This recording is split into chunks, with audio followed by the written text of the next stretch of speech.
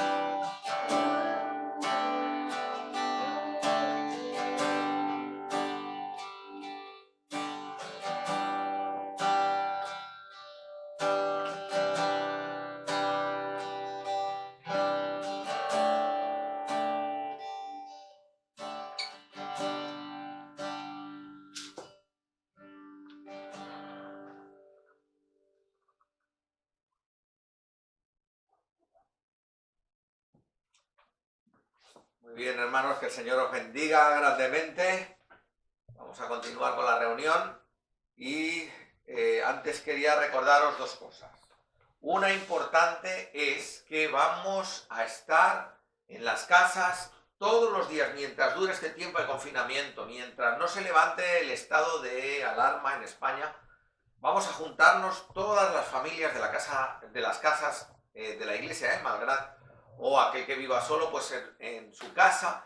Vamos a estar orando los hermanos de 8 a 9.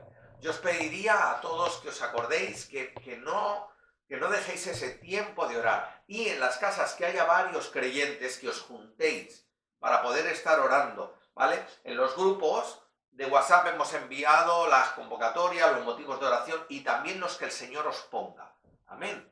Tengo ganas, igual que vosotros, tengo ganas de que acabe ya este tiempo, de podernos ver, abrazar, besar y morder la oreja si hace falta, ¿no? Esto es importante.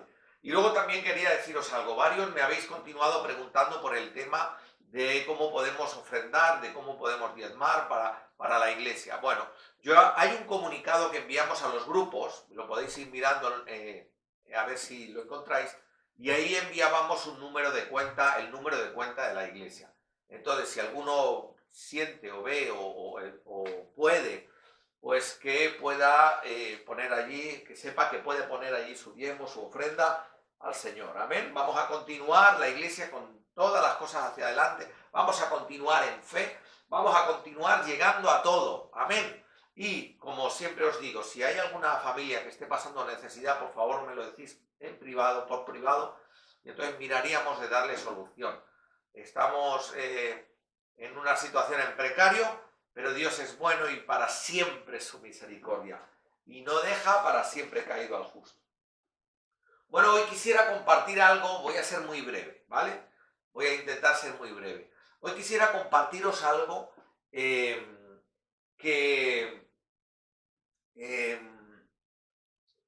entra dentro de lo que es, bueno, de algunas, entre comillas, ¿no? Dentro de lo que hemos venido estudiando el profetismo de Israel. Y hay una situación muy excepcional, hay algo muy excepcional dentro de la historia del pueblo de Dios, de la historia sagrada, que Dios era una manera de comunicarse con el pueblo, de poder saber la voluntad divina, el propósito de Dios, la voluntad de Dios sobre casos muy concretos, ¿no? Y me estoy refiriendo al Urim y al Tumim, que hay mucha controversia. Los estudiosos hay veces que no se ponen de acuerdo en exactamente cómo era la forma, dónde se ubicaba. Hay distintas escuelas de interpretación, pero voy a hablaros un poco a manera muy genérica y en lo que la mayoría suelen estar de acuerdo. El Urim y el Tumim eran digamos, piedritas eran, ¿cómo decirlo?, dos utensilios pequeñitos que se ponían sobre el pectoral el sumo sacerdote. Y estos eran para saber la voluntad de Dios. Siempre en presencia del arca entraban, y entonces cuando tenían que consultar, pero eran cosas muy concretas. Cosas muy concretas. Y generalmente se referían a cuestiones globales, colectivas, nada a cuestiones personales, sino colectivas. La respuesta era muy primaria, era muy precaria. Se piensa que seguramente era un sí o un no.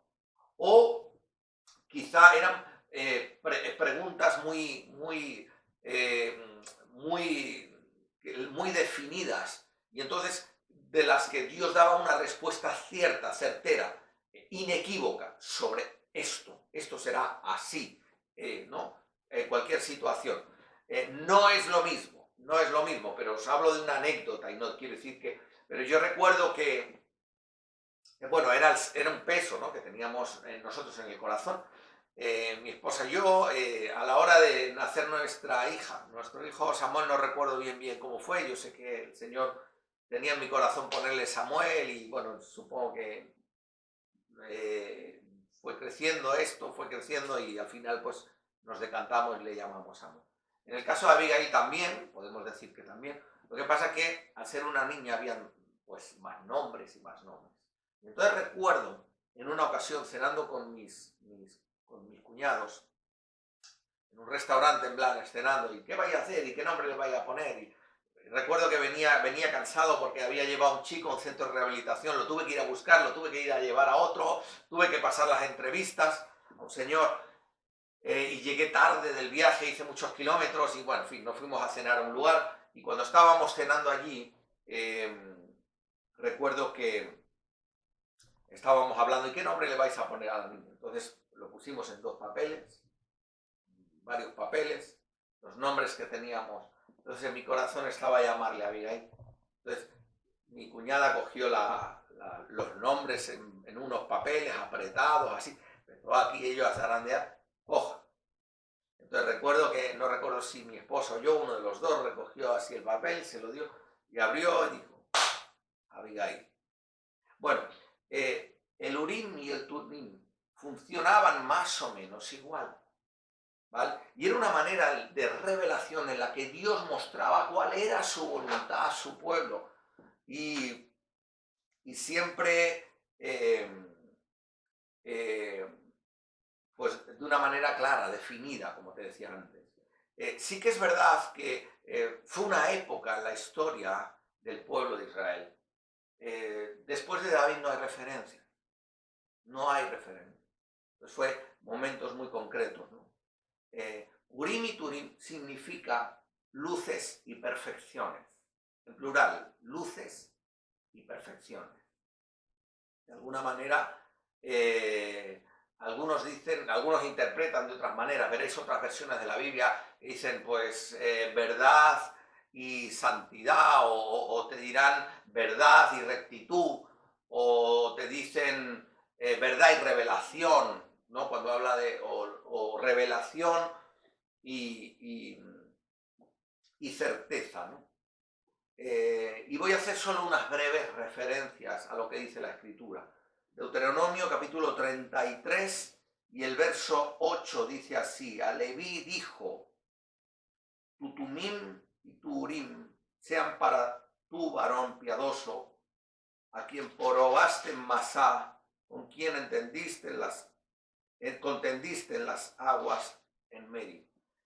Se está refiriendo al ejercicio del sacerdocio, en este caso el sumo sacerdote, ¿verdad? Llevaba el efod, llevaba el pectoral, llevaba colgado el urim, el turim. Y habla acerca de esto, y como decía antes, nunca eran para consultas privadas, consultas particulares, para consultar sobre individuos, no, era algo sobre algo colectivo. Generalmente esto era así, ¿no? Y ahora vamos a Primera de Samuel, y en el capítulo 22 nos dice esto, el verso 10. Dice, bueno, leemos del verso 9 en adelante, dice, entonces Doeg, edomita, que era el principal de los siervos de Saúl, respondió y dijo, yo vi al hijo de Isaí, a David, que vino a Nob, a Imelec, hijo de Aitó, el cual consultó por él a Jehová y le dio provisiones, y también le dio la espada de Goliat, filisteo. Dice, yo vi a David, que buscó, fíjate, yo vi a David, que fue y buscó. Y entonces te dice, fue a los sacerdotes y consultó a Jehová. ¿Por qué? Porque tenían el Urim y el Tumim. Y leíamos el pasaje anterior de Deuteronomio cuando dice a Leví, que no te falte varón piadoso que lleve el Urim y el Tumim. De alguna manera, iglesia, acerca del pectoral, para mí no es casual que lo tuvieras que llevar aquí, no es casual. Cerca de tu corazón, la voluntad de Dios, la perfecta voluntad de Dios, luces y perfecciones, verdad, revelación. Es decir, Señor, dame luz sobre este asunto y que sea tu verdad. Señor, yo sé que tu camino es recto, tu camino es perfecto. Diceis, cerca del corazón. Escuchadme, de alguna manera había que buscar a Dios de corazón, su voluntad y no la mía. Señor, ¿qué dices sobre esto?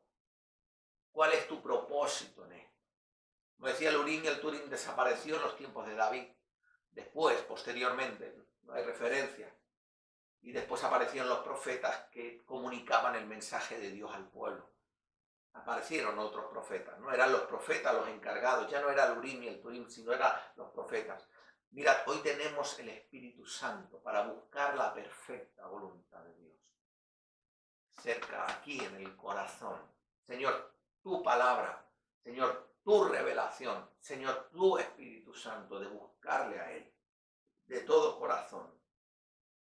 Y fijaros lo que dice en Primera de Samuel también, en el capítulo 10, anterior, ahora lo vemos al revés, capítulo 10 y el verso 22, dice, preguntaron pues otra vez a Jehová si aún no había venido allí aquel varón. Y respondió Jehová, he aquí que él está escondido entre el bagaje. Fíjate.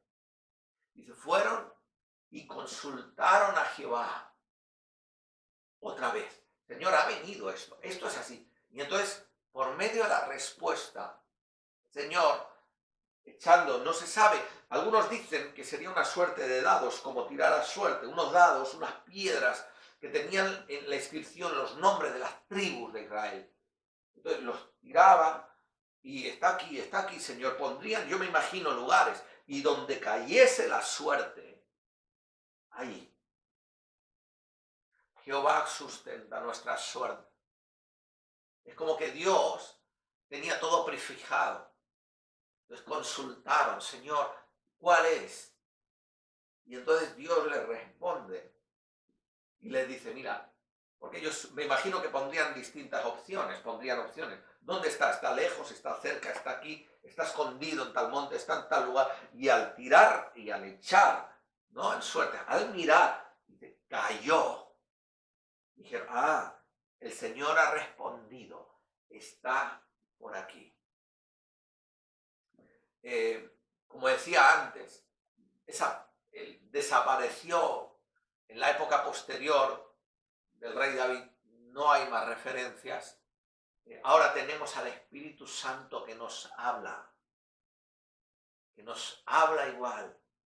Dice que el Señor prometió, dice que estará con vosotros y estará en vosotros. El Espíritu de verdad, el cual el mundo no puede recibir porque no le ve ni le conoce, pero nosotros como pueblo de Dios sí. Y mirad, quisiera ir acabando con esto. Dice la palabra, que la palabra profética más segura es la Biblia. Entonces, con esto lo que os quiero decir es que, iglesia, busquemos la voluntad de Dios siguiendo la palabra de Dios. Que el Señor os bendiga grandemente.